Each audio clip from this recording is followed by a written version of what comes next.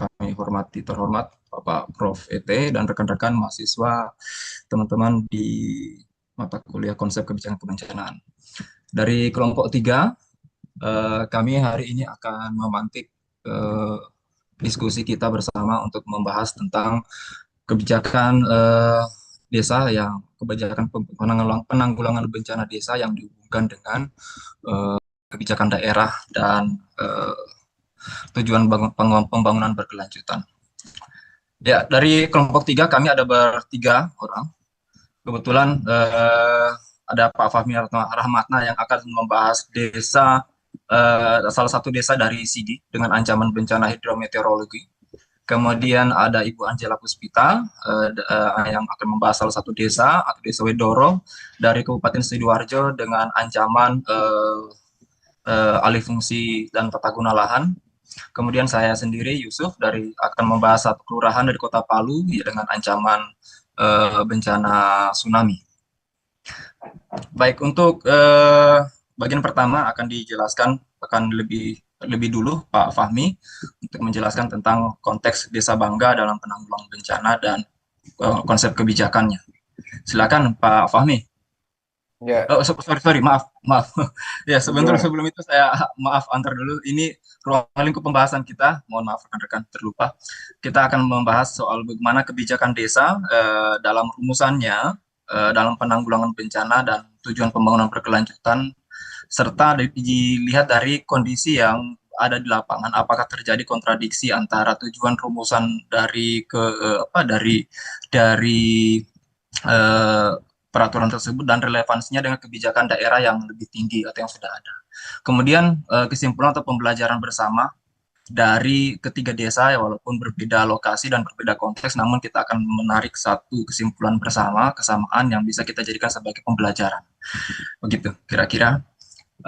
Kita langsung masuk ke ini. Silakan Pak Fahmi, bagian Anda ini. Ya, siap, Pak Yusuf. Baik, terima kasih Bang Yusuf. Assalamualaikum warahmatullahi wabarakatuh. Selamat sore teman-teman semua. Baik, dari saya nantinya akan coba mendiskusikan dan membahas terkait dengan keberadaan kondisi di Desa Bangga. Desa Bangga ini adalah desa yang ada di salah satu desa di Kabupaten Sigi yang kebetulan mulai daripada tahun 2019-2020 ya mereka mengalami banjir. Kemudian juga ada apa namanya longsor juga sehingga ada setengah wilayah mereka itu tertimbun dan mereka sudah merelokasi. Nah, nanti kita akan lihat dari sisi kebijakan dan bagaimana mereka menggunakan anggaran desa untuk penanggulangan bencana itu sendiri. Oke, baik. Silakan di next, Pak Yusuf. Oke, ini letaknya ya, tadi sudah disampaikan ada di di Kabupaten Sigi. Kebetulan mereka juga berbatasan dengan ada sungai, Sungai Palu dan Sungai Miu, ada dua sungai di situ. Kemudian sebelah utara itu ada Desa Walanta, kemudian juga ada Kecamatan Klawi dan Rio. Nah, dari segi iklim itu tropis ya, kondisi tanahnya juga sebagian besar menjadi lahan pertanian, kemudian juga apa namanya dan sungai ada di membelah di desa itu sendiri. Kemudian kalau air bersihnya cukup komplit juga gitu. Jadi kalau dilihat dari sisi kependudukan itu, dilihat dari sisi umur itu ada sekitar 1.495 jiwa masyarakat yang tinggal di Desa Bangga itu sendiri. Boleh Bang Yusuf untuk di next kan, dilanjutkan. Nah, ini kalau kita lihat beberapa waktu lalu teman-teman juga sudah melakukan kajian risiko bencana ya. Jadi terdapat salah satu dokumen kajian risiko bencana yang kebetulan difasilitasi oleh salah satu NGO di Kabupaten Sigi. Jadi ini dari hasil diskusi mereka. Jadi mulai dari tahun 85 itu terjadi banjir ya. Kalau rata-rata ada banjir, kemudian gempa bumi itu ada dua kali, 2006 juga mereka rasakan, kemudian 2018. Sementara untuk longsor itu yang besar itu ada eh, dua kali, itu hampir berdampak kepada 10 hektar perkebunan dan warga di 3 dusun. Kemudian juga ada eh, ancaman pandemi COVID yang di 2019. Nah, mereka juga terbatasi di aktivitas ya. Namun yang paling parah terdampak itu adalah kejadian banjir pada waktu itu, sekitar 2020 ya, Bang Yusuf ya. Nah, kalau dilihat dari persentasenya, mereka itu adalah 65%. Kemudian kalau kita lihat dari gempa bumi, ini ada 14%, longsor 14%, kemudian pandemi itu 7%. Ini dari sisi sejarah kejadian ancaman yang ada di wilayah Desa Bangga. Nah, makanya nanti kita akan lebih banyak membahas terkait dengan ancaman banjir sendiri itu. Oke. Ya, ini sekilas dari hasil kajian risiko bencana. Jadi yang merah-merah ini dari di Desa Bangga sendiri itu ada 3 dusun. Pertama adalah dusun 1, dusun 2, dan 3. Namun kalau kita lihat hampir semua dusun itu, terutama di dusun 1 dan 2 itu mengalami tingkat ancaman banjir yang cukup tinggi. Jadi yang dusun 3 yang sedikit itu aman, yang agak ke atas, dan itu sekarang dimanfaatkan untuk mereka itu relokasi dari ancaman banjir yang ada di terdampak pada waktu tahun 2020 waktu itu. Next, Bang Yusuf. Nah, tadi kita sudah melihat dari sisi ancaman, kemudian kemarin juga kebetulan ada namanya ada dokumen sebentar. Rencana pembangunan untuk desa gitu ya. Jadi dari kita lihat mereka dari tahun 2019 itu punya misi mewujudkan desa wisata yang tangguh. Nah, kata-kata tangguh ini sebenarnya sudah masuk ke dalam visi dari desa tangguh itu sendiri. Kemudian berdaya dan eh, berkah berbasis digital gitu ya. Ini visi dari arah pembangunan dari desa Bangga itu sendiri. Nah, kemudian kalau dilihat dari misi, mereka berkeinginan bagaimana menjadikan desa mereka itu sebagai desa yang benchmark, kemudian juga eh, karena memang daerah mereka itu adalah daerah pegunungan gitu ya, jadi mereka mau desa Bangga itu menjadi desa wisata. Nah, visi nomor 3 itu terkait dengan menjadikan desa Bangga yang tangguh. Ini menjadi poin dan arah dari pembangunan dari Desa Bangga sendiri. Kemudian yang keempat adalah bagaimana meningkatkan pendapatan asli desa melalui potensi di desa, karena mereka itu adalah mayoritas itu perkebunan dan pertanian gitu ya. Nah, yang kelima, kalau kita lihat menjadikan pemerintah yang bersih, profesional dan transparan, terus juga mengembangkan ekonomi lokal, ekonomi kerakyatan, serta yang terakhir adalah mempersiapkan Desa Bangga menjadi desa berbasis digital. Dan baru-baru ini juga ada sudah diluncurkan sama Pak Bupati terkait dengan SID ya, Sistem Informasi Desa di Desa Bangga itu sendiri. Oke, next Bang Yusuf. Nah, jadi bagaimana mereka memprioritaskan program dan pembangunan desa Bangga ini saya ambil dari dokumennya rencana pembangunan rencana kerja untuk di Desa Bangga itu. Jadi mereka mengambilnya ada peraturan desa nomor 1 tahun 2023 tentang RPJM desa gitu ya. Nah, di sini ada bagaimana mereka memprioritaskan itu ada dua masalah. Yang pertama adalah berdasarkan kewenangan hak asal-usul desa adat istiadat ya. Jadi kewenangannya itu prioritas mereka berdasarkan kewenangan hak asal-usul dan adat istiadat mereka sendiri. Nah, ini agak kecil sebenarnya. Tuh.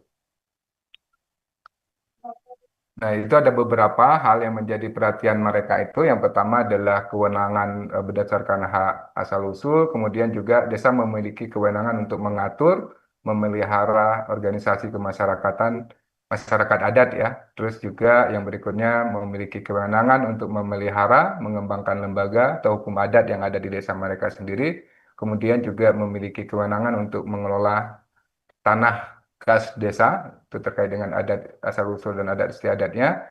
Kemudian desa dapat mengembangkan peran masyarakat dalam berbagai bidang, baik itu di ekonomi maupun pembangunan sosial dan budaya. Nah, yang berikutnya adalah fokus mereka, desa memiliki kewenangan untuk mengelola hasil kekayaan alam yang ada di wilayah mereka. Sementara kalau dilihat dari sektor berdasarkan kewenangan lokal atau skala desa, yang pertama mereka punya prioritas di bidang penyelenggaraan pemerintahan desa. Kemudian bidang pelaksana pembangunan desa, yang ketiga adalah ada bidang pembinaan masyarakat desa, yang keempat bidang pemberdayaan masyarakat desa, dan yang kelima adalah bidang penanggulangan bencana. Nah, ini menjadi salah satu bidang penanggulangan bencana itu masuk menjadi prioritas Desa Bangga dalam perencanaan pembangunan desa dari tahun 2000 di tahun 2025 ini. Namun nanti kita akan coba lihat apakah ada kendala atau seperti apa dalam implementasinya gitu ya. Baik Bang Yusuf, di next kan. Nah ini kita lihat dari dokumen rencana kerja mereka, jadi ada beberapa pendapatan. Jadi 1 tahun itu mereka melihat ada pengelolaan tanah kas itu ada 25 juta, kemudian dana DD itu ada 1 miliar, dan juga ADD ada 450, jadi totalnya itu sekitar 1,5 1.565.000.000 dalam 1 tahun. Ini sumbernya dari KPDes Bangga 2025. Kemudian bagaimana pembagiannya? Kalau kita mereka melihat bahwa yang pertama ada 5 bidang, jadi bidang penyelenggaraan pemerintah itu eh, hampir 30% lebih ya. Kemudian juga untuk pembangunan desa juga di situ. Kemudian yang ketiga bidang pembinaan masyarakat desa. Ini cukup hanya 31.100.000. Kemudian untuk pemberdayaan masyarakat desa 320, dan juga untuk penanggulangan bencana dalam keadaan mendesak dan dana darurat lainnya itu sekitar 216 juta. Ini yang masuk ke dalam RKPDes Desa Bangga tahun 2025. Nah, pada implementasinya kemarin juga, oke di next Bang Yusuf. Nah, pada implementasi Desa Bangga untuk pembangunan akibat bencana alam, kalau kita melihat itu yang pertama aturan yang digunakan adalah Permendes gitu ya, secara nomor 11 tahun 2019 prioritas pembangunan dana desa. Kemudian juga ada peraturan Bupati Sigi. Kebetulan tahun 2022 Bupati Sigi juga mengeluarkan aturan terkait dengan penanggulangan bencana berdasarkan kewenangan desa di Kabupaten Sigi. Nah, itu yang ketiga adalah peraturan Desa Bangga sendiri nomor 1 tentang RPJM Desa Bangga 2023 sampai dengan 2028. Dan yang tadi sempat kita bahas adalah tentang peraturan kewenangan desa berdasarkan hak asal usul dan kewenangan lokal berskala desa. Nah, dari 2020 ini sempat ini juga di data bahwa ada beberapa kegiatan yang telah dilakukan dari dana desa itu sendiri. Di antaranya adalah misalnya pengadaan atau pembangunan, pengembangan dan pemeliharaan sarana prasarana penanggulangan bencana alam dan non alam, seperti ada pembuatan jalur evakuasi di desa, mereka sudah mengeluarkan dana untuk itu, kemudian juga ada titik kumpul, kemudian P3K untuk bencana dan pembangunan jalan evakuasi. Kemudian yang kedua adalah pengembangan kapasitas masyarakat dalam menghadapi bencana. Nah, selain daripada teman-teman NGO yang mendampingi dari dana desa juga walaupun sedikit, tapi mereka sudah juga untuk menganggarkan untuk penguatan kapasitas, termasuk daripadanya adalah ada tim PRB ya yang terus dimanage dikelola oleh desa itu sendiri. Kemudian ada kegiatan mitigasi, penanganan bencana alam, dan pengurangan risiko bencana, pemulihan pasca kejadian banjir tahun kemarin itu. Oke, Bang Yusuf, ready next. Ini alokasinya, jadi ada statement juga informasi dari Kepala Desa dalam proses pembangunan jangka menengah desa memang tidak terdapat secara khusus ya untuk penanggulangan bencana darurat dan mendesak. Nah, kadang-kadang mereka juga untuk PA tak terduga seperti banjir. Kemudian apabila dalam rencana kerja tidak terdapat anggaran, biasanya kepala desa itu dapat mempergunakan kewenangannya mengalihkan anggaran desa untuk merespon kejadian banjir bandang. Karena memang kepala desa juga berwenang kekuasaan untuk mengelola keuangan desa sebagaimana itu pada Pasal 26 huruf C Undang-Undang Nomor 6 Tahun 24 tentang Desa.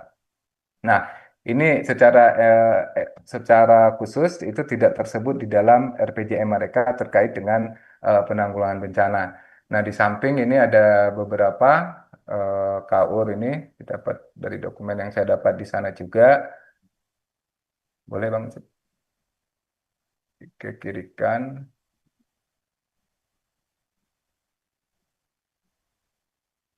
Ada beberapa tahun yang mereka menggunakan sejumlah dana desa untuk penanggulangan bencana itu sendiri.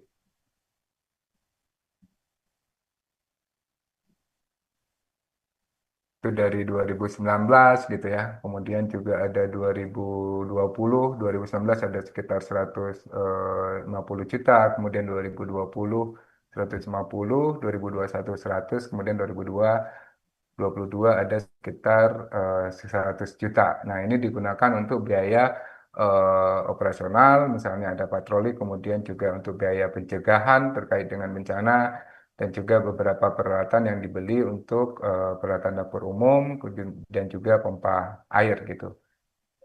Dan ada beberapa untuk pohon gitu ya, serta papan dan jalur evakuasi. Oke, di next Bang Yusuf. Nah, ini yang bagaimana kita melihat, boleh di ini enggak ya? Kayaknya terlalu full Bang Yusuf, boleh dikecilkan sedikit.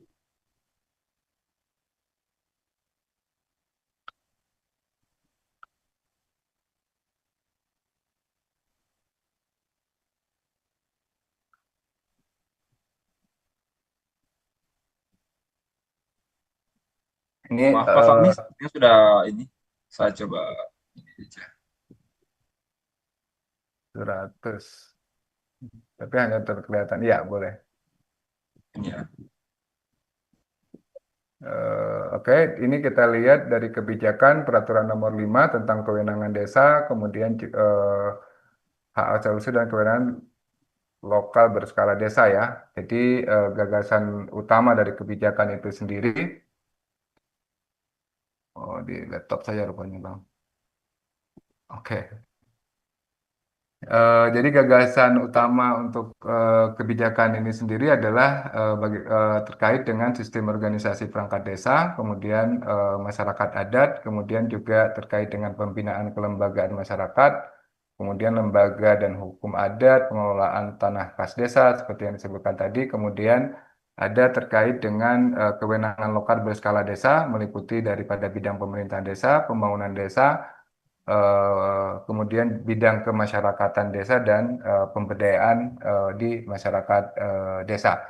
Nah, kita melihat sejauh mana aturan ini mendukung pembangunan berkelanjutan dan penanggulangan bencana. Jadi, peraturan selain mengulas terkait dengan kewenangan desa dalam mengidentifikasi atau menentukan penganggaran kesejahteraan masyarakat, juga mengatur kewenangan desa dan pemerintahan dalam upaya penanggulangan bencana. Tadi sudah sebagian juga sudah kita sebutkan seperti adanya peringatan dini bencana, kemudian ada pembuatan jalur evakuasi, terus ada SOP penanggulangan bencana yang bisa digunakan melalui dana desa sendiri. Nah, pembentukan kader siaga bencana dan simulasi serta pelatihan siaga bencana. Ini ada kontradiktif kalau kita lihat, kita coba melihat sendiri perumusan dan penetapan peraturan desa nomor 5 belum memiliki payung hukum yang lebih tinggi di tingkat daerah kabupaten. Jadi mengingat peraturan Bupati nomor 49 tentang penanggulangan bencana, jadi belum ditetapkan pada masa itu gitu ya. Jadi ini nomor berapa tadi? 2019, jadi sementara peraturan Bupati itu tahun 2022 baru ditetapkan. Sehingga peraturan desa tersebut pada menghadapi kendala pelaksanaan dan aspek penanggulangan bencana. Jadi seperti yang tadi disebutkan bahwa kadang-kadang wewenang dari kepala desa yang digunakan untuk mengambil dana tersebut untuk digunakan eh, dalam upaya penanggulangan bencana di Desa Bangka itu. Kemudian relevansinya kita coba lihat ada fungsi peraturan payung hukum lebih tinggi adalah menjaga keharmonisan, mencegah pertentangan, terus juga memastikan aturan yang lebih rendah mematuhi dasar hukum yang lebih tinggi sesuai dengan prinsip superior atau ini peraturan yang lebih tinggi mengesampingkan yang lebih rendah. Jadi ini ada relevansinya. Terus kalau kita lihat pembelajarannya, upaya dalam melahirkan kebijakan di satu daerah perlu melihat dan memperhatikan kesesuaian dengan peraturan yang lebih tinggi yang memberikan penjelasan lebih umum. Itu yang pertama. Kemudian juga sehingga peraturan yang lebih rendah atau di tingkat desa dapat merujuk pada peraturan di tingkat daerah. Nah, peraturan di tingkat desa dapat dijelaskan secara lebih rinci hingga bersifat teknis dengan karena telah memiliki rujukan. Namun jika peraturan di tingkat desa telah mendahului urusan sepertinya jadi didahulukan di tingkat daerah terlebih dahulu baru turun ke harusnya seperti itu gitu. Nah, apa kesimpulan daripada ini Bang Yusuf atau nanti disimpulkan sekalian di Ya, next? izin mungkin nanti di sekalian, Pak Oke, Fahmi. baik. Jadi nantinya ini terkait dengan gambaran umum Desa Bangga. Nanti di akhir kita akan coba menyimpulkan dari tiga lokasi yang kita susun secara masing-masing ya. Ada di Palu, kemudian juga ada di Sigi dan di Jawa Timur satu lagi. Silakan Bang Yusuf, mungkin dari Desa Bangga seperti itu. Baik. Izin apa atau mau dilanjutkan ya berarti Bang Yusuf? Oke. Ya, baik. Ya, terima kasih Pak Fahmi untuk pemaparan tentang Desa Bangga. Lanjut, mungkin dapat lebih singkat juga mengingat kita ada dua kelompok yang akan memantik hari ini. Silakan untuk Ibu Angela Puspita Ya, bisa mengambil kesempatan untuk menjelaskan. ya. Monggo, Terima dipersilakan. kasih Pak Yusuf, Pak Fahmi. Selamat sore Prof. ET dan teman-teman. Hari ini saya akan mempresentasikan, maaf, hari ini kami akan mempresentasikan desa kami untuk Desa Wedoro akan saya wakili. Desa Wedoro itu di daerah Waru atau di daerah Sidoarjo atau batas selatan dari Surabaya. Desa Wedoro sendiri itu adalah sebelah utaranya adalah Kelurahan Kutisari, sebelah timurnya adalah Desa Kepuh Kiriman dan Desa Tropodo. Sebelah barat laut ada Desa Yanti, tenggaranya adalah Desa Ngingas. Lalu Desa Wedoro itu adalah pusat industri sandal dan sepatu. Jadi tren terbaru kalau dulu itu kita taunya Tanggulangin, tapi sekarang Desa Wedoro pun sudah mulai masuk dilirik untuk industri seperti Tanggulangin. Wedoro itu tersendiri terkenal sebagai pusat produksi sandal dan sepatu di Sidoarjo, bahkan ke level Jawa Timur. Dukungan terhadap UMKM, usaha mikro kecil menengah sangat kuat.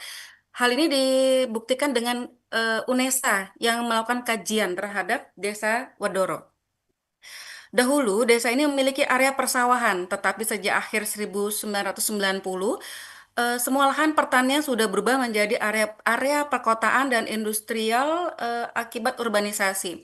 Jumlah penduduk Desa Wadoro sampai tahun 2025 sekitar 15.225 penduduk, di mana didominasi slightly laki-laki 50,3%, dibanding perempuan 49,7%, didominasi beragama Muslim sekitar 92,9%, didominasi umurnya masyarakatnya adalah sekitar 26 sampai 45 tahun, lalu yang kedua umur 45 hingga 57 tahun. Slide berikutnya, kita akan berbicara tentang rencana induk pembangunan Desa Wedoro. Ini ada hal yang menarik, di mana sasaran ekonomi dan industri, sasarannya adalah meningkatkan nilai tambah industri sandal. Indikator kuncinya adalah volume produksi dikalikan nilai jual rata-rata. Target 2029 adalah pertambahan 35% dibandingkan 2023. Nah, yang menarik di sini, formalitas UMKM itu presentasi usaha terdaftar di online single submission dan targetnya adalah lebih dari 90%. Targetnya ini luar biasa. Ekspansi pasar ekspor di sini juga nilai ekspor sandal Wedoro sudah mulai masuk dengan targetnya adalah sekitar 2 juta USD. Diversifikasi produknya yaitu tas, aksesoris kulit, dengan indikator kuncinya adalah jumlah jenis produk baru yang terdaftar dan target 2029 adalah terlebih dari 5 jenis. Hal yang menarik lagi pada sasaran sumber daya manusia. Peningkatan keterampilan kerja, indikatornya adalah jumlah tenaga kerja terlatih melalui pelatihan dan kursus. Targetnya adalah lebih dari 1.500 orang. Yang menarik di sini, peningkatan pendidikan formal, di sini indikatornya adalah tingkat partisipasi sekolah menengah. Target 2029 ada lebih dari 95%, mendekati sempurna. Pendirian pusat pelatihan sandal, indikatornya adalah fasilitas baru dan program pelatihan. Targetnya adalah satu pusat beroperasi penuh. Saat ini masih pendampingan. Lalu sasarannya berikutnya adalah pembinaan kepemudaan kreatif. Indikatornya adalah kompetisi desain sandal tingkat provinsi. Targetnya adalah lebih dari 3 kali per tahun kompetisi. Lalu di sini juga ada sasaran infrastruktur dan lingkungan. Sasarannya adalah perbaikan jaringan jalan desa. Indikatornya adalah panjang jalan beraspal per kilometer kubik. Target 2029 lebih dari 90% jaringan terfasilitasi. Ini indikatornya juga mendekati nilai sempurna. Pengembangan pemasaran digital, indikatornya adalah website resmi dan portal e-commerce. Targetnya adalah aktif dan terintegrasi. Saat ini masih belum semua aktif. Lalu pengelolaan limbah dan limbah industri. Sistem indikatornya adalah sistem pengelolaan limbah cair.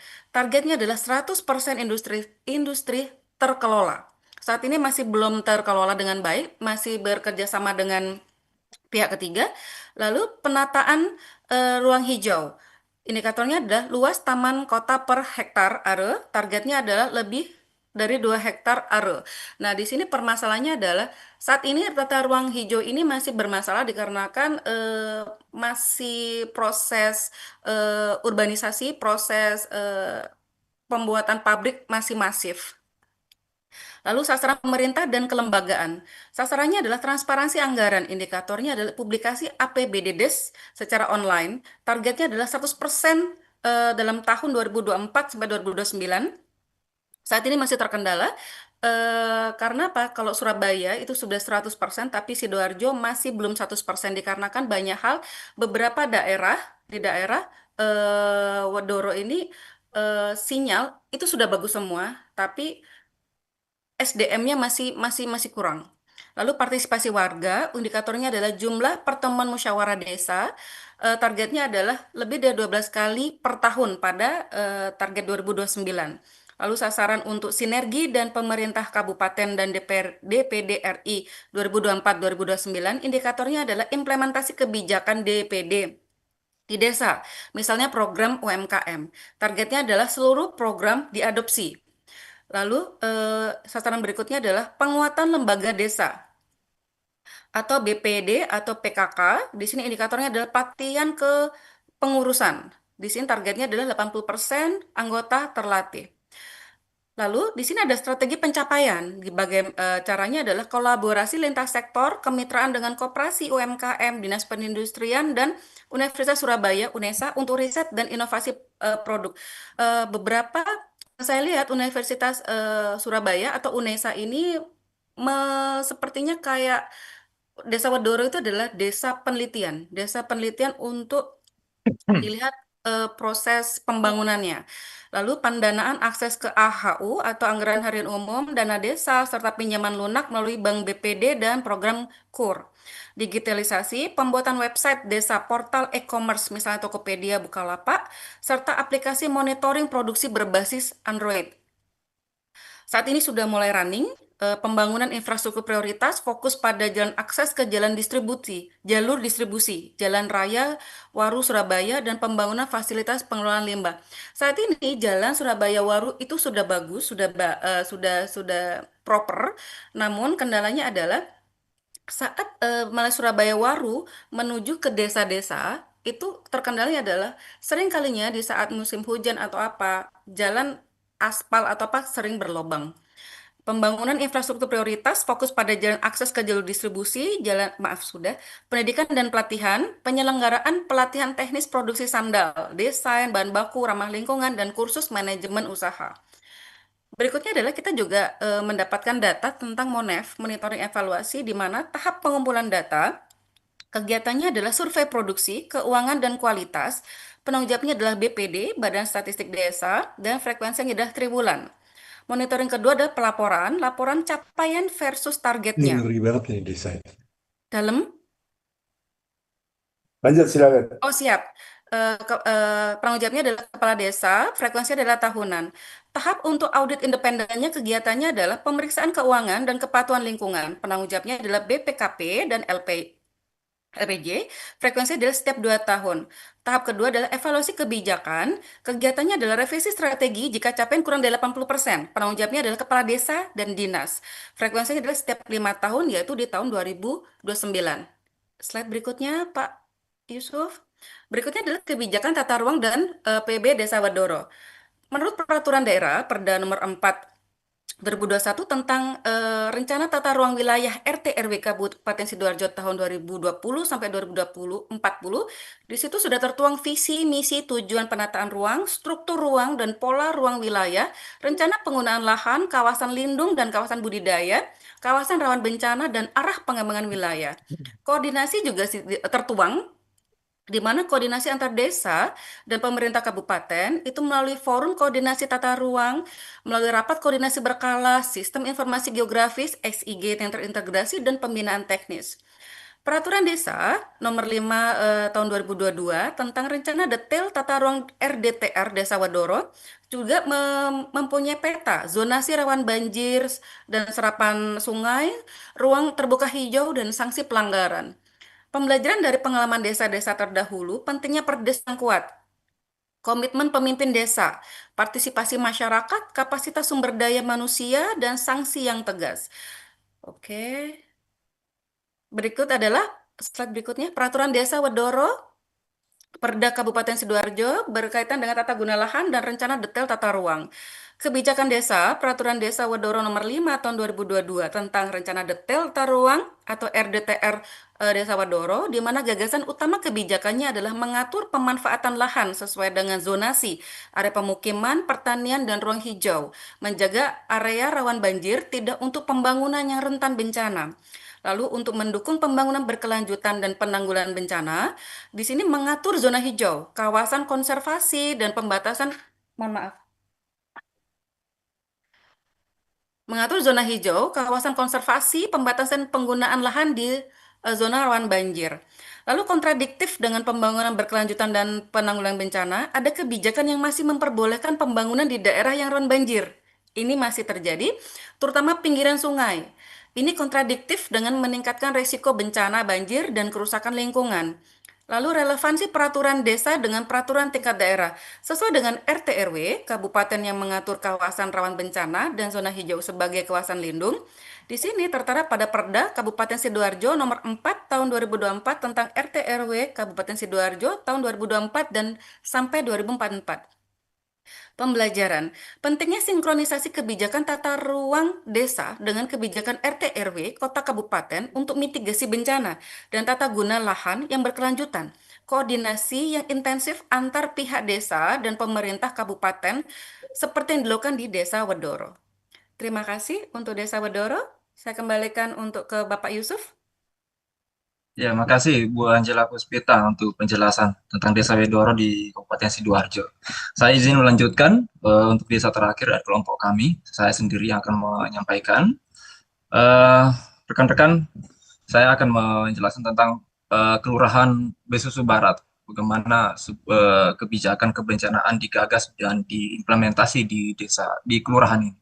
Sebagai informasi, bahwasanya Kelurahan Besusu Barat adalah salah satu wilayah di pesisir pantai Teluk Palu yang mengalami dampak terparah akibat gempa bumi dan tsunami yang melanda daerah tersebut, Kota Palu, Sigi dan Donggala tahun 2018. Nah, pada tahun 2024, desa ini telah dicanangkan atau telah diumumkan juga oleh Badan Nasional Penanggulangan Bencana melalui program IDRIP, bahwasanya desa tersebut dijadikan sebagai desa atau kelurahan tangguh bencana dengan indeks penilaian 36,00 sehingga dia masuk di kategori desa tingkat pertama di bawah Madya dan Utama.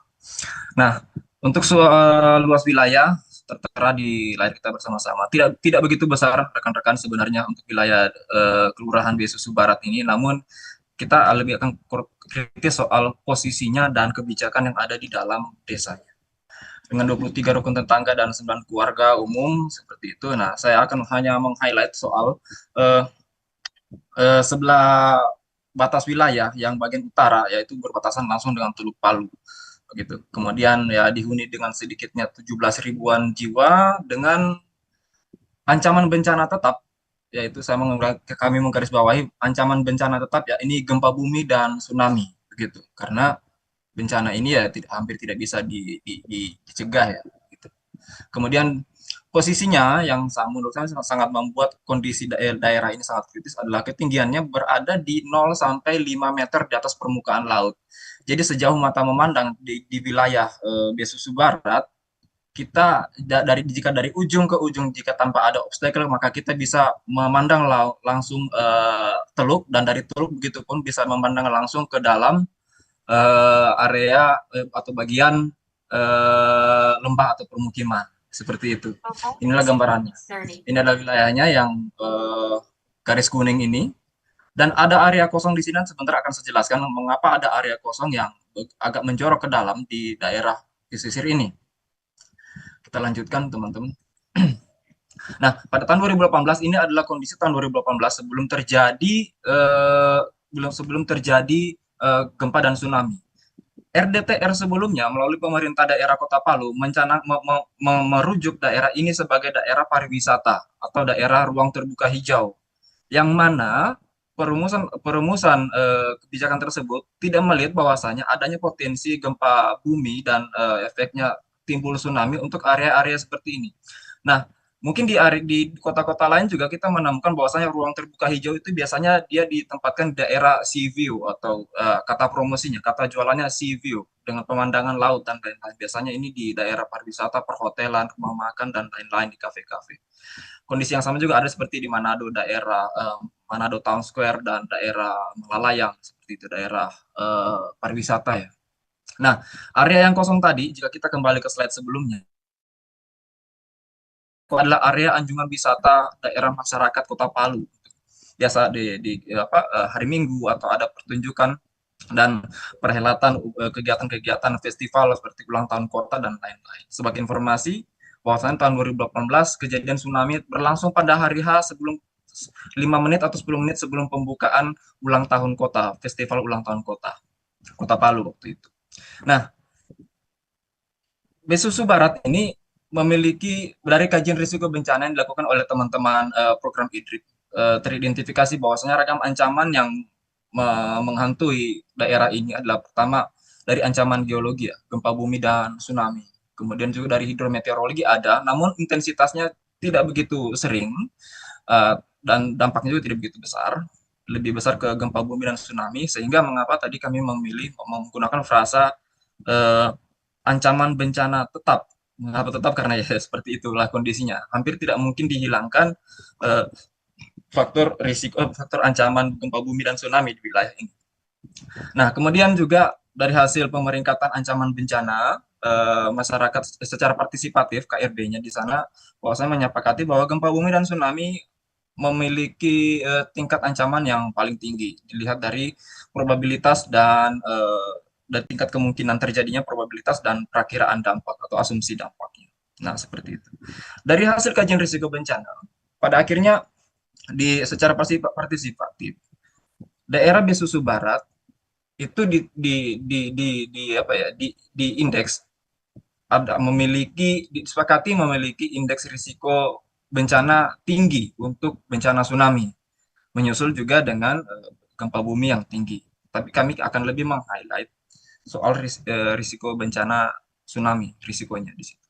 Karena kebetulan kelurahan ini memiliki dua ancaman di satu saat yang bersamaan, karena adalah kelurahan di pesisir. Nah, seperti itu. Mari kita lanjut lagi. Nah, merujuk dari tentang bagaimana tadi daerah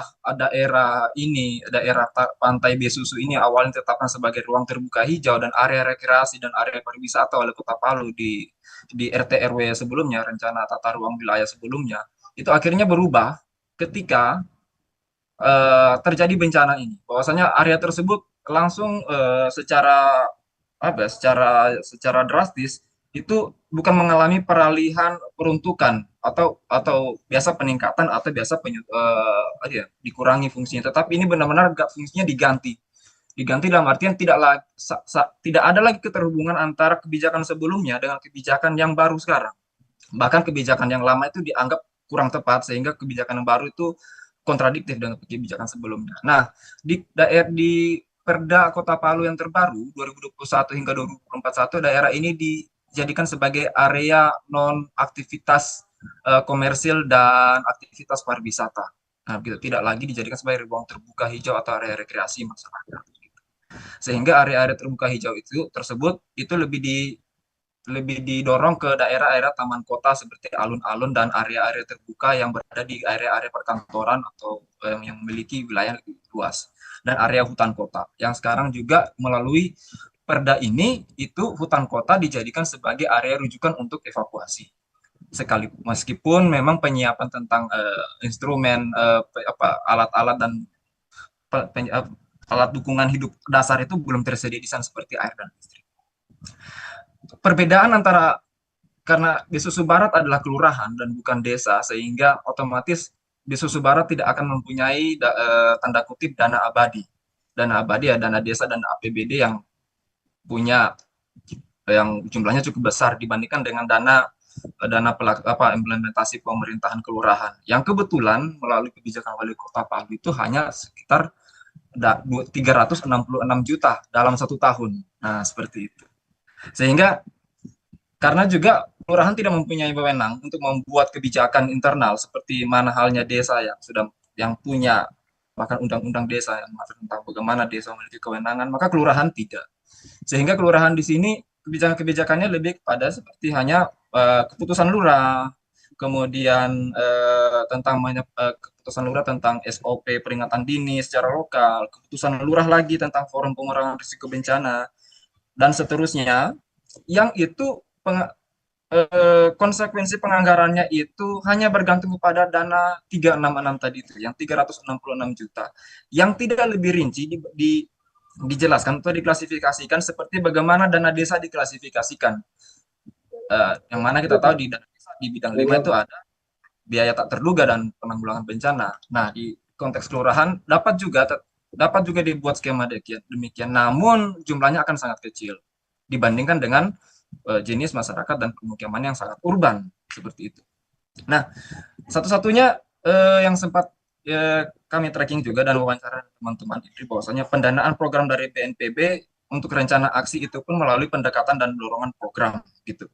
Kemudian juga pendanaan program dari APBD Kota Palu melalui DPA kelurahan yang ya masing-masing tahun alhamdulillah itu melalui advokasi teman-teman FPRB mendapatkan dana sebesar 10 juta rupiah. Namun ini melalui proses yang yang cukup rumit ya, karena hal-hal ini terutama di Palu itu tidak umum dilakukan, apalagi sebelum terjadi bencana 2018. Gitu. Kemudian ini satu ulasan kasus tentang bagaimana keputusan Lurah Susu Barat tentang tim relawan bencana dan implikasinya juga terhadap kejadian bencana. Hubungannya dengan kejadian bencana apabila terjadi di sana. Bahwasanya keputusan lurah ini dianggap sebagai sebagai produk baru untuk masyarakat, yang mana bisa dijadikan sebagai petunjuk kepada masyarakat dan tim relawan di sana untuk melakukan kerja-kerja kerelawanan di dalam Kelurahan Susu Barat, terlebih setelah kelurahan ini dijadikan sebagai desa tangguh bencana. Namun dalam proses implementasinya, salah satu jika kita ambil soal evakuasi, Palu itu belum memiliki pusat evakuasi masyarakat yang established ya, memiliki sumber air dan lain-lain seperti itu.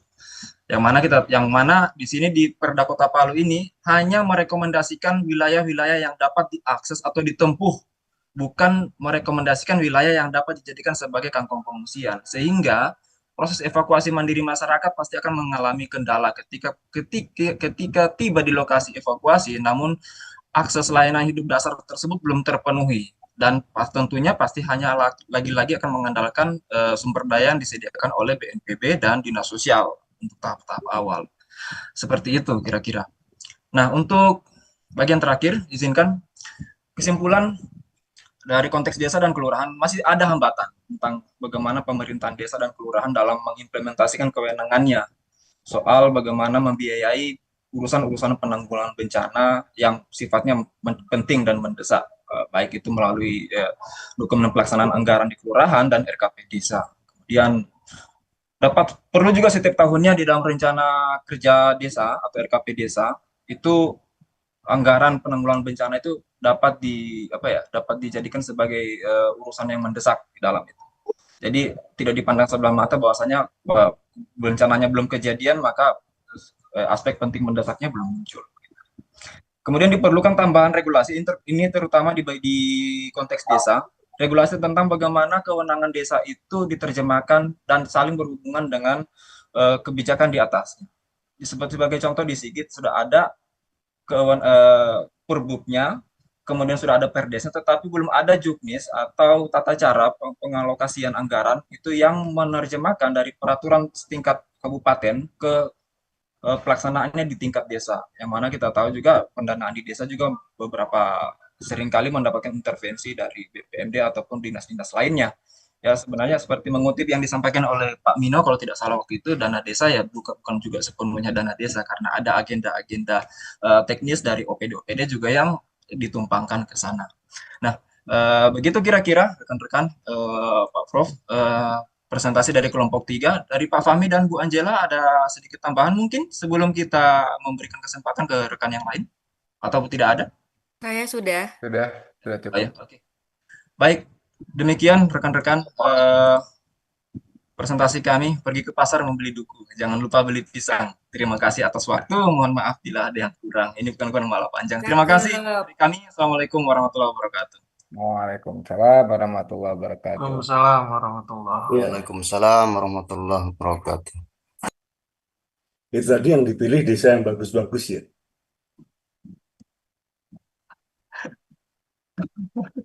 Saya bayangin kalau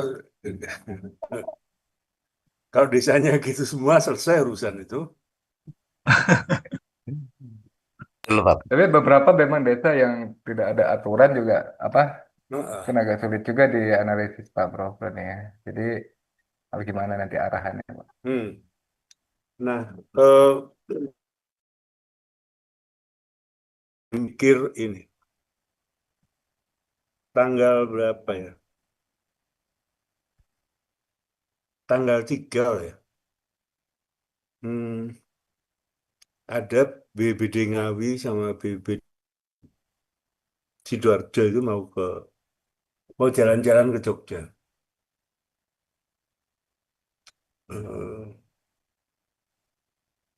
Salah satunya itu pengen bagaimana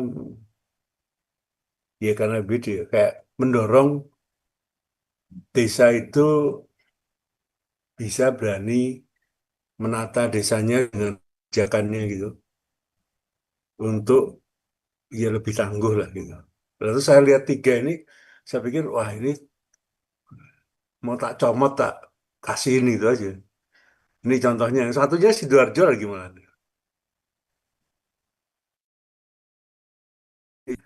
Takutnya kalau Pemdanya nggak tahu gitu. Dan itu kok udah kota ya, itu desa yang kota. Kalau ada kawan-kawan lagi, saya berharap desa yang desa gitu. Ini 3-tiganya kebetulan desa yang kota. Kalau ada desa yang desa, Desa Bangka Prof? Bangga itu desa yang desa ya. Desa yang desa benar Prof. Nah, Desanya memang atau mungkin ininya ya, pemerintah desanya yang memang bagus ya. sebenarnya kalau kita lihat juga Prof, izin dari menambahkan ini. Jadi memang apa istilahnya ada dampingan dari teman-teman NGO memang di situ. Jadi hampir satu dusun itu kan sudah direlokasi, Prof. Yang ingat pas simulasi kemarin itu ke atasnya jadinya yang tempat simulasi Sigi lalu. Jadi, Oke. jadi ada desanya ke situ. Kemudian memang karena memang ada pendampingan dari teman-teman NGO itu salah satu yang menyebabkan mereka juga mungkin lebih aktif ya dalam PB sendiri. Nah, itu pun beberapa desa kemarin seperti yang kita lihat, walaupun memang secara perbub sudah ada ya terkait dengan kewenangan desa dalam mengelola dana bencana, masih banyak juga sebenarnya desa yang belum berani gitu, Prof. Jadi sebenarnya Nah, kita mau melihat, sebentar. ya Mau memastikan. Per, Perbub ada udah ya. ada Perbup nomor 2 ya tadi kalau nggak salah, Prof. Artinya ada perbub, ya kan? Ada, iya. Perbub ada. Di Pergub nggak ada kita Pergub. masih belum berani. Ah, ah. Hmm. Mm-mm.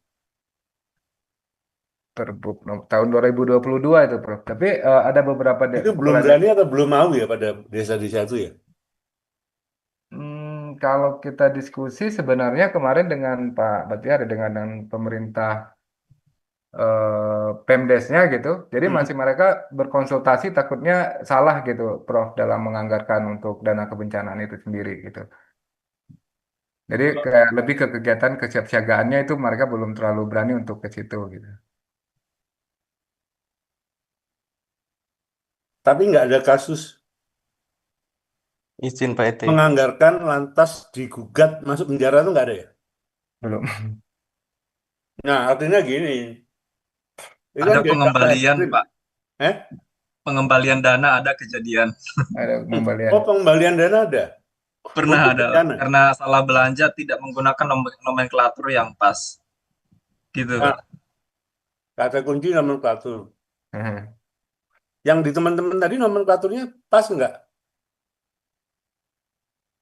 Yang dilakukan Hmm, untuk bencana itu.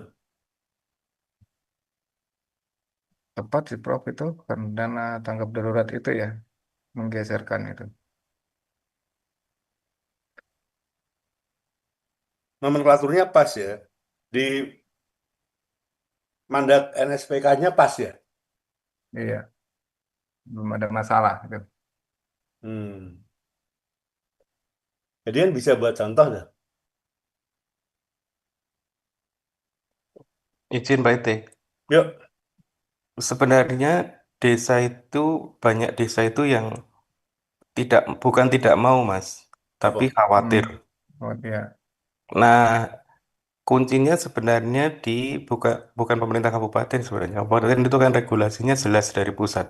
Hmm. Yang paling menentukan itu tim pendamping desa dan TPM, jadi tim tim teknis yang kabupaten sebagai koordinator sama tim pendamping desa.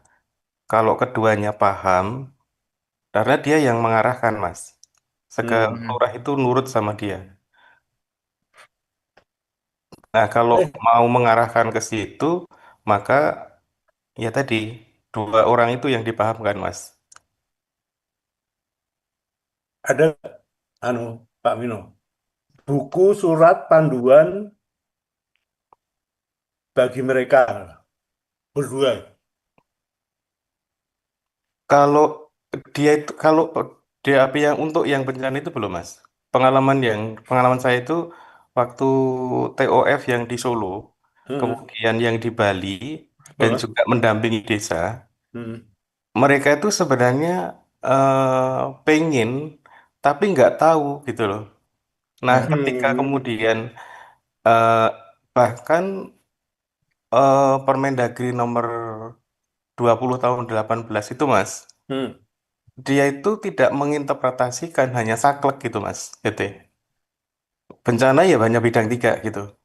Tapi nggak, padahal itu bisa di bidang dua, di Ya. bidang lima, bisa bidang satu, bidang ini. Misalkan kemarin waktu yang di Bali itu ketika mensimulasikan bagaimana mendorong anggaran desa eh, ke pembangunan, kita tunjukkan bahwa oh jalur evakuasi eh, untuk rambu-rambu itu bisa di bidang informasi.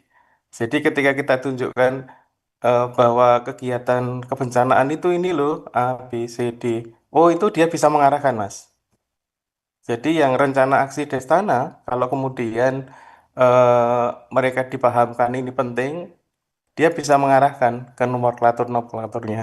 Kalau mengarahkan nomenklaturnya bisa. Berarti anu ya.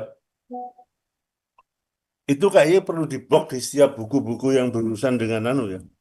Iya, Mas. Ya. Hmm. Hmm. Jadi kalau kepala desa itu ya nurut dia karena dia yang ini. Pendamping desa ya. pendamping desa. Mm.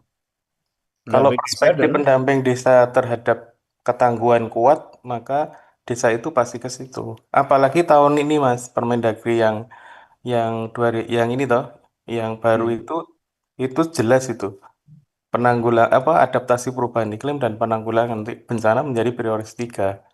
Nah, mereka itu sekarang pada bingung itu penerjemahannya di mana kan gitu. Kegiatannya apa kan gitu. Atau mungkin bisa di PMD-nya, Mas Mino. Ada pada saat mereka mengasistensi penganggaran dana desa itu kan masuk ke PMD-nya ya, pemerintah desa ya, ke Iya, ininya. secara institusi ya Mas, tapi secara teknis di lapangan kan nggak mungkin mereka mengawal semua Mas. Hmm. Karena kemarin waktu yang TOF di Bali itu Hmm. malah tim teknisnya itu yang dia operasional dari provinsi, kabupaten sampai desa. Kalau institusi PMD-nya itu kan umum yang dikawal. Kalau spesifik untuk Hmm. perencanaan, ya tim teknisnya itu, Mas. pendamping. Pendamping Iya, desanya, ya. Jadi kan ada pendampingnya tim itu. teknis provinsi ya, TPM Hmm. namanya. Eh, Tim itu dari provinsi tingkat yang provinsi diajari dan ada, ke tim arah kabupaten desa ada, itu. di lingkup desa adalah pendamping desa. Hmm. Nah, yang lebih penting lagi sekarang, Mas, camat. Karena kalau kemudian tim pendamping desa membantu perencanaan, tapi kalau ke ketangguhan, kalau camatnya nggak paham, Hmm. camatnya perspektifnya masih ke arah pembangunan biasa, itu juga dicoret semua, Mas. Karena camat sekarang dia yang kemudian kayak ini deh, pengecekan akhir sebelum ke kabupaten, Mas. Hmm. Hmm. Hmm. Jadi alur perencanaan sekarang seperti itu untuk yang penentuan iya tidak gitu, Mas. Yang menyelaraskan camatnya. Hmm.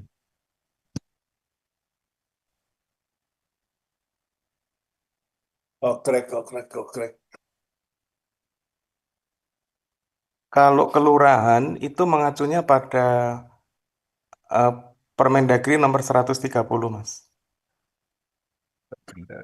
Tentang itu pengelolaan dana kabupaten. Jadi nomenklaturnya sama dengan itu.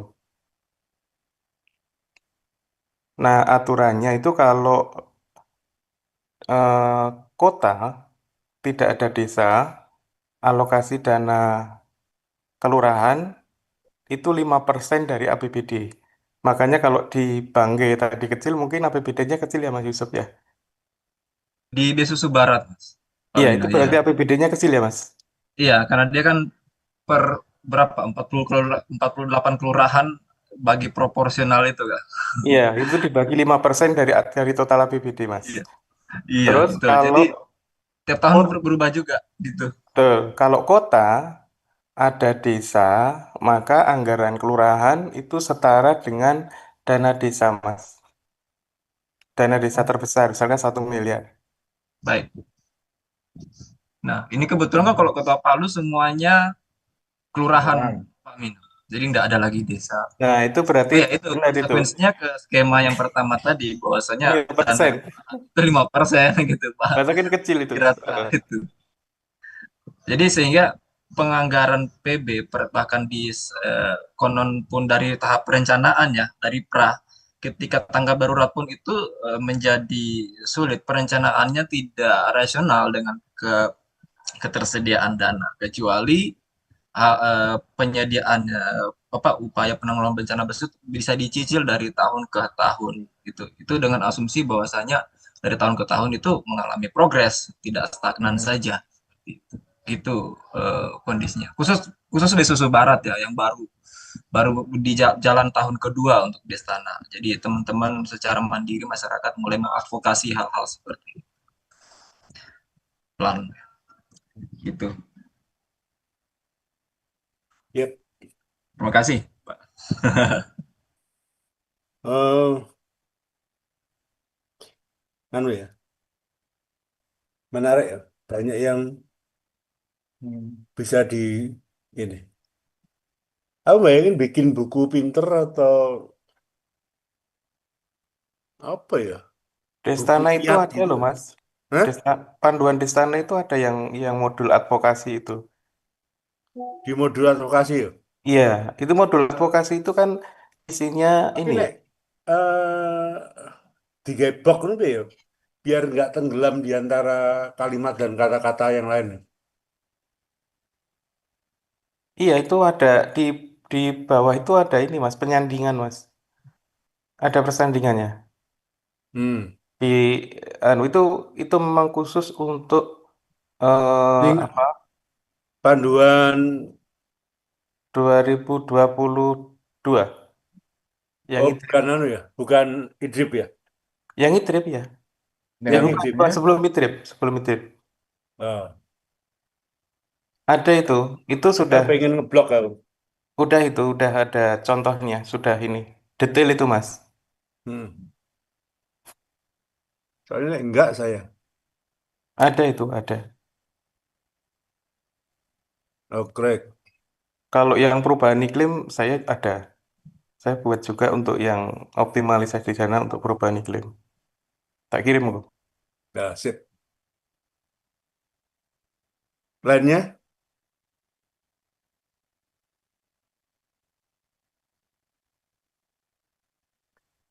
oh, artinya mungkin ya, mungkin terus ada jalan, bisa bagus, lancar, gitu.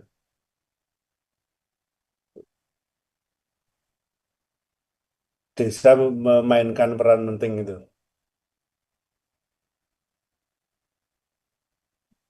Oh, correct. Lainnya, Ibu Bapak, silakan.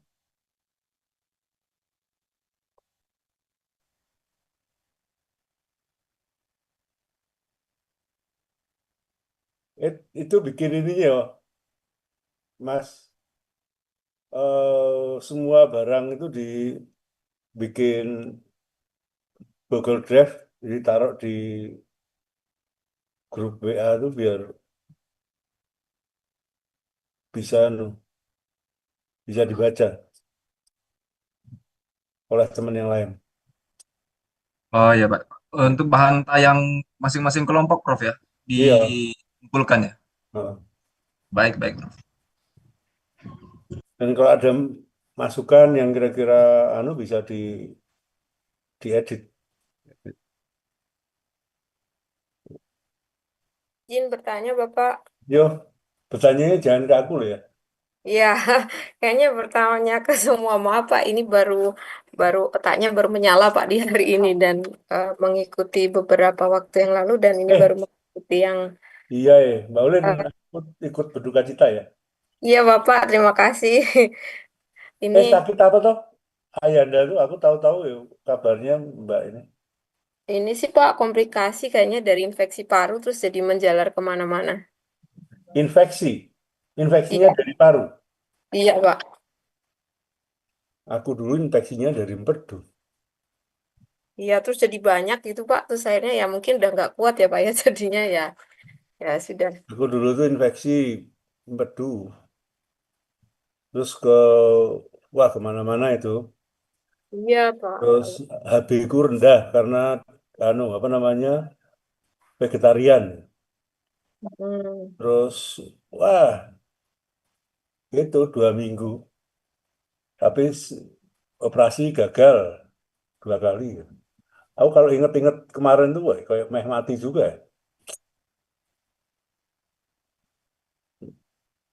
Infeksi Serem iya. ya, Pak ya. Buat teman-teman ya. Jadi penyakit itu nggak boleh diduga. Aku tuh duga tak pikir mah. Ternyata eh, organ di dalam tuh infeksi sampai apa kok kolaps apa nggak bisa ngapa-ngapain nggak koma itu loh saking sakitnya. Terus dokter itu juga bisa salah ya. Jadi ketika aku merasa mah akut itu dokternya juga kepengaruh sehingga dokter di ini. Untungnya ketahuan dokter yang bahasa megang itu lantas masuk aja. Nggak tanya bukan itu yang sakit. tapi prostat sama empedunya infeksi. Oh, sakitnya minta ampun. Kayak orang melahirkan. Hmm. Ya, Mbak Olin silakan Mbak. Ya, izin Bapak bertanya terkait tadi yang dipresentasikan kan cukup banyak dari 3 wilayah sebenarnya. Nah, mungkin dari 3 wilayah itu sebenarnya benang merah dari ketiga, karena ini kan jadi satu kelompok ya Pak, artinya bahwa ketiga itu pasti ada eh, perbedaan ataupun kesamaan yang sebenarnya bisa ditarik benang merah atau dari kesimpulan dari ketiganya. Artinya tidak hanya satu lokasi memiliki kesimpulan tertentu, tapi kenapa memilih 3 lokasi ini untuk dijadikan bersama-sama sehingga bisa ditarik kesimpulan sebenarnya apa benang merah dari ketiga hasil presentasi ini. Terus kemudian juga tadi beberapa saya hanya mengikuti mungkin juga beberapa presentasi yang lalu saya juga tidak begitu mengikuti. Nah, untuk yang ini tadi yang Desa Wedoro, ini kan sebenarnya bahwa di desa sudah ada aturan mengenai RDTR, kemudian juga di RT RW-nya juga sebenarnya sudah ada. Tapi tadi saya melihat bahwa di peraturan desanya pun juga sudah ada sanksi pengendalian. Nah, ini apakah juga ada sanksi-sanksi pengendalian mengenai ketika adanya alih fungsi lahan yang cukup besar dan berdampak pada rawan apa resiko banjir yang lebih tinggi pada kawasan di wilayah Kabupaten Sidoarjo itu sih. Itu yang saya tanyakan. Terus yang ketiga, Bapak, ini juga saya mau tanya terkait presentasi ini, apakah kita lingkupnya hanya di desa atau bisa memakai wilayah yang lebih luas atau di kabupaten gitu ya, Pak ya? Gitu sih, Pak, 3 pertanyaan yang saya tanyakan Ya, untuk silakan Mas. dan Bapak. Terima kasih. Di desa yang di Ampu itu, itu desanya anu ya, Om Yusuf ya. Kalau yang Wedoro, desa yang di Oh, anu Sidoarjo, ya, Ibu Sidoarjo. Angela. Ya, Bu Angela. Ya, mungkin sebelum, oh ya, Bu Angela, monggo, Bu. Ya, Silakan. hadir baru kembali. Inje, terima kasih atas pertanyaannya Bu Yusrina. Kalau misalnya sanksi, saya membacanya belum ada. Sanksi, ada tulisan sanksi, tapi apakah sanksi itu sudah pernah dilakukan di tahun ini apa, tidak tahun ini tidak apa. Terus di sini adalah, di sini eh, yang saya dapatkan,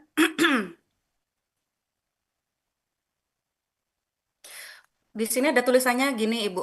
Eh, apakah sanksi ini pernah dilaksanakan dan oleh perusahaan apa dan apa yang sanksinya bentuk apa? Itu saya belum dapatkan. Tapi yang saya dapatkan adalah sanksinya adalah administratif, di mana ada pencabutan dan penangguhan izin lokasi. Contohnya adalah denda. Di sini adalah tapi mengikuti perda 1 sampai 5 juta per hari keterlambatan. Nah, apakah ini sudah terrealisasikan? Pelaporannya saya nggak dapatkan. Saya mencari, saya tidak mendapatkan itu. Untuk finansial, keterangannya adalah denda melanggar peraturan penggunaan lahan itu bisa 5 sampai 50 juta tergantung luas dan tingkat pelanggaran. Izin penghentian proyek dan kegiatan yang sedang berjalan. Pada kasus serius, izin dapat dicabut secara permanen. Apakah ada selama ada beberapa buku yang file yang saya baca itu tidak menyebutkan seperti kayak perusahaan A dilakukan sanksi ini tahun ini kita sudah melakukan sanksi sekian perusahaan dan penegakan hukum pidananya sampai dimasukkan ke pidana dikarenakan merusak lingkungan itu juga tidak tercantum gamblang. Apakah itu masuk ke pelaporan pidana atau apa saya kurang tahu. Tidak terlampirkan. Lalu yang terakhir adalah penegakan hukum pidana jika alih fungsi melanggar UU tentang pertahanan atau merusak lingkungan. Dendanya 100 juta hingga 1 miliar atau hukuman penjara maksimal 6 tahun. Nah, caranya itu untuk alurnya adalah cek perda RT RW. Langkahnya mereka itu adalah mengecek perdanya, lalu mereka mengajukan izin perubahannya, lalu mereka dapatkan persetujuan desa dulu, lalu melibatkan masyarakat, lalu memperhatikan ketentuan lingkungan. Jika alih fungsi ini berdampak pada sungai atau di sini sawah ya, sawah kalau misalnya tidak dilakukan pengkajian maka bisa menyebabkan banjir. Lalu memantau dan simpan dokumen. Dan di sini juga ada kontak yang bisa dihubungin mengkonfirmasi apakah ada perubahan fungsi izin. Itu instansinya Dinas Penataan Ruang, kontaknya ada. Lalu keterangan permohon surat keterangan desa konsultasi itu instansinya nanti ke kantor desa, verifikasi nanti di Badan Pertahanan Nasional, informasi tentang AMDAL nanti di kantor lingkungan hidup. Itu data yang kami dapatkan untuk di Desa Wadoro. Tapi untuk misalnya apa bukti realnya tahun sekian sudah melakukan apa ya istilahnya tuh audit atau mendapatkan temuan itu data itu tidak tercantumkan. Mungkin mungkin tercantumkan tapi bukan di pelaporan desa. Mungkin di pelaporan wilayah yang lebih besar. Mungkin kota Sidoarjo atau apa. Begitu Ibu.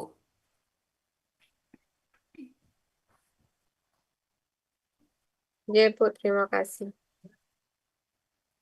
Mungkin menarik ya, apakah ada kontaknya itu Desa Wedoro? Kayaknya penasaran saya. Saya orang Sidoarjo soalnya di sana.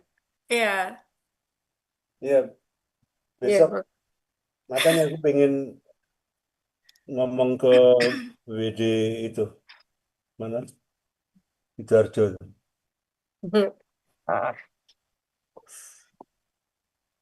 Ngajar sambil ngerokok gini enak juga. Ngerokokan tapi. Ini rokoknya Pak Mino ini.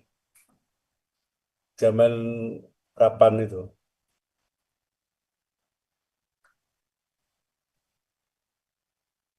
Eh, yang teman-teman yang desanya yang kira-kira hasil jelek ada nggak? Atau yang Izin Prof, desanya punya saya kayaknya di kampung banget ini Prof. eh, Saya punya juga kayaknya ya ancamannya kurang, jadi mungkin ya kurang benar ya. peraturan-peraturan atau kebijakannya itu, Pak. Yuk, mau sekarang atau minggu depan? Izin Prof, sebentar saja mungkin punya saya Pak. Agresif. Ambil nunggu maghrib. Mari. Mungkin sudah kelihatan teman-teman. Belum.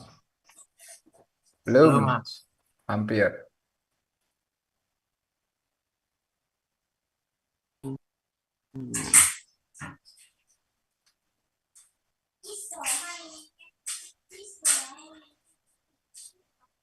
Kok lemah ya?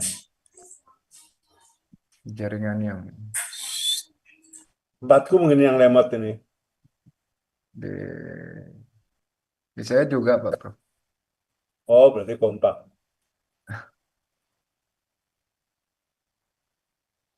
Tolong bikin anu ya, Ya, screenshot.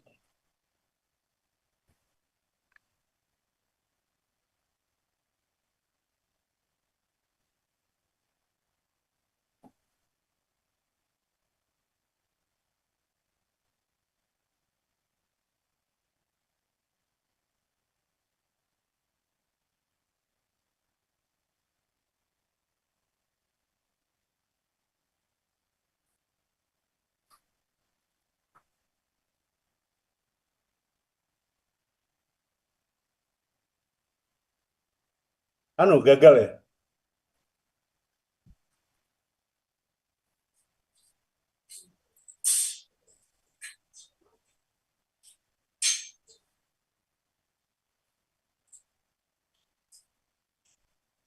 Yang screenshot tadi siapa? Pak Ali, Pak. Iya Pak, tapi kok ini trouble nggak bisa. Mungkin dia oper ke teman. Mas Nur Hadi mungkin. Dioper ke saya, Mas, itu apanya, PPT-nya atau?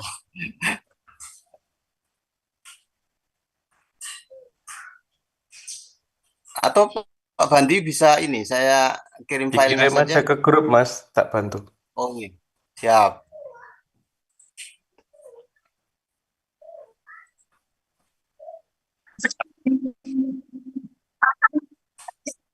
Ini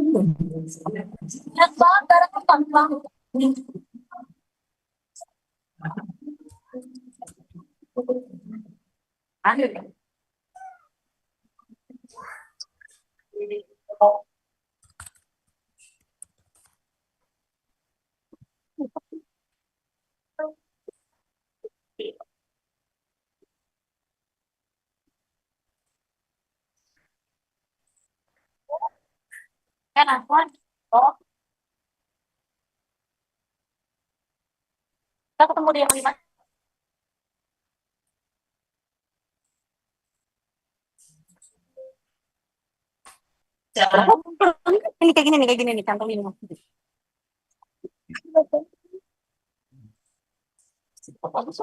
Bisa udah. Ayo. Blognya itu mau apa ya?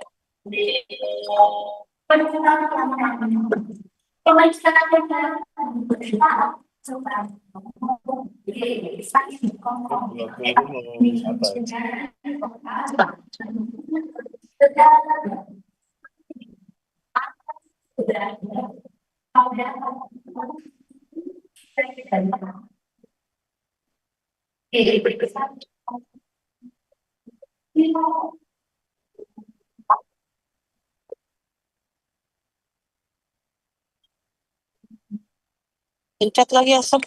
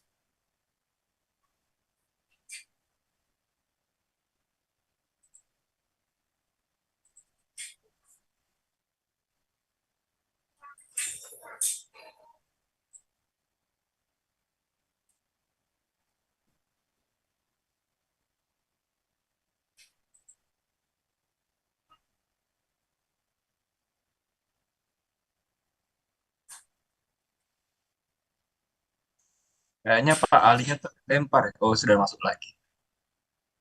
Iya, iya, Yuda. Oh iya. Welcome back.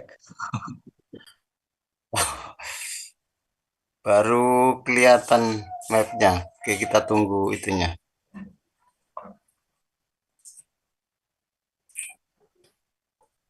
Baik, selamat sore menjelang malam. Bapak Ibu yang saya hormati, Pak Profesor ET yang saya hormati, saya akan membawakan tentang tugas saya, yaitu konsep dan kebijakan kebencanaan yang dihubungkan dengan desa tempat saya tinggal saat ini. Ya, sebagai pendahuluan bahwa desa yang akan saya jelaskan itu adalah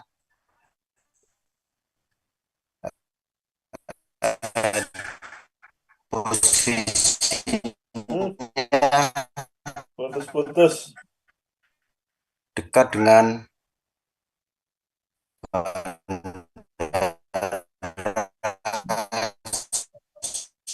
Wah, ini perlu Jaringannya, internetnya. blur nih.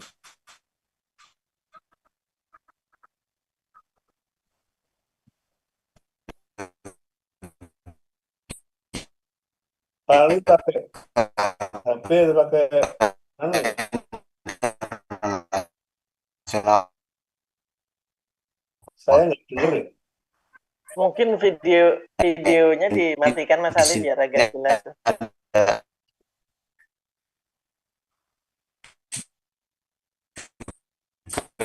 ada relatif kecil, yaitu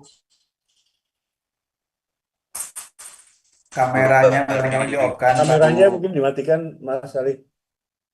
Kelempar lagi.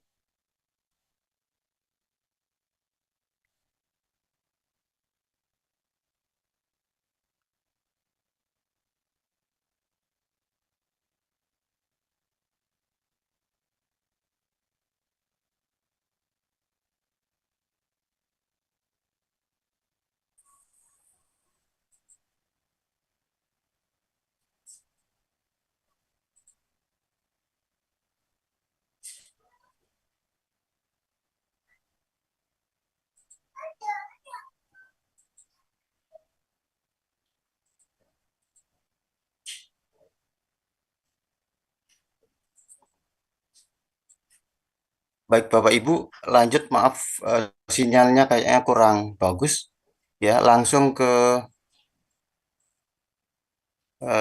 tulisan saja. Judulnya adalah Pijakan Pembangunan Berkelanjutan Desa Karangwuluh, Kecamatan Temon, Kabupaten Kulon Progo, DI Yogyakarta. Pendahuluan, pembangunan berkelanjutan telah menjadi sangat penting dalam perencanaan pembangunan di berbagai wilayah termasuk desa-desa di Indonesia. Konsep ini menekankan keseimbangan antara pertumbuhan ekonomi, pelestarian lingkungan, dan kesejahteraan sosial.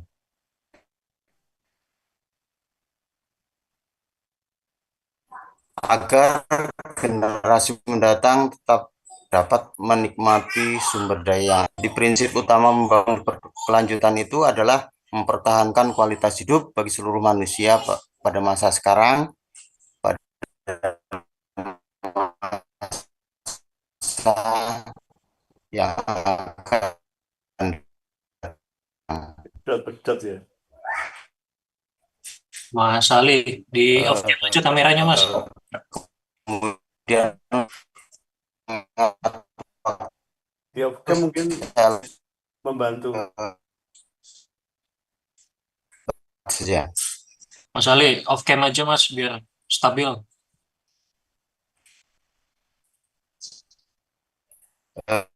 Kebijakan yang sekarang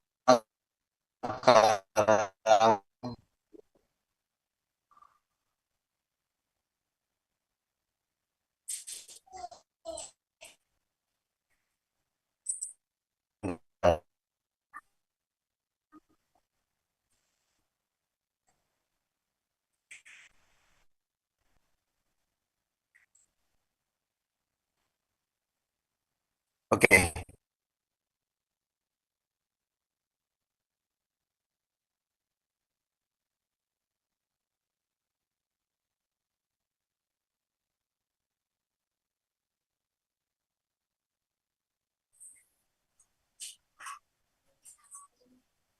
Maaf Bapak Ibu, terlempar lagi. Kayaknya sinyalnya kurang bagus ini. Mungkin Saya teman lain lanjutkan. bisa bantu. Kalau ada teman lain, kalau enggak Tadi kayaknya ini ya, ya. balik lagi. Ya, langsung ke bab 4, yaitu kebijakan pembangunan berkelanjutan yang diterapkan. Jadi kemarin sudah wawancara sama beberapa perangkat desa, yaitu pembangunan yang sudah dilakukan. Itu pemerintah desa Karangwuluh telah merancang dan melaksanakan berbagai kebijakan pembangunan yang bertujuan untuk menjaga keseimbangan antara pertumbuhan ekonomi, pelestarian lingkungan, dan peningkatkan kesejahteraan sosial masyarakat. Nah, kebijakan-kebijakan itu mencerminkan komitmen desa terhadap prinsip pembangunan berkelanjutan yang berbasis pada potensi lokal dan partisipasi masyarakat. Nah, berikut hasil wawancara saya dengan perangkat desa Karangwuluh. Untuk bidang ekonomi yang pertama, yaitu sudah dilakukan program ketahanan pangan dengan unit usaha pertanian dan peternakan dengan pengolahan oleh BUMDes dan penyertaan modal dari ABB Kelurahan tahun 2025. Kemudian yang kedua ada Koperasi Desa Merah Putih Kelurahan Karangwuluh tahun 2025. Kemudian ada pelatihan usaha yang sudah dilakukan yaitu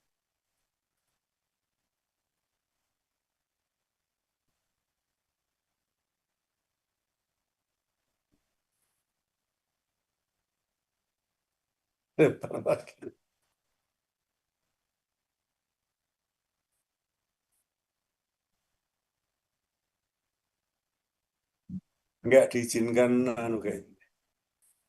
Iya, Pak. Udah mau maghrib sini, Pak. Kayaknya harus minggu depan, Pak.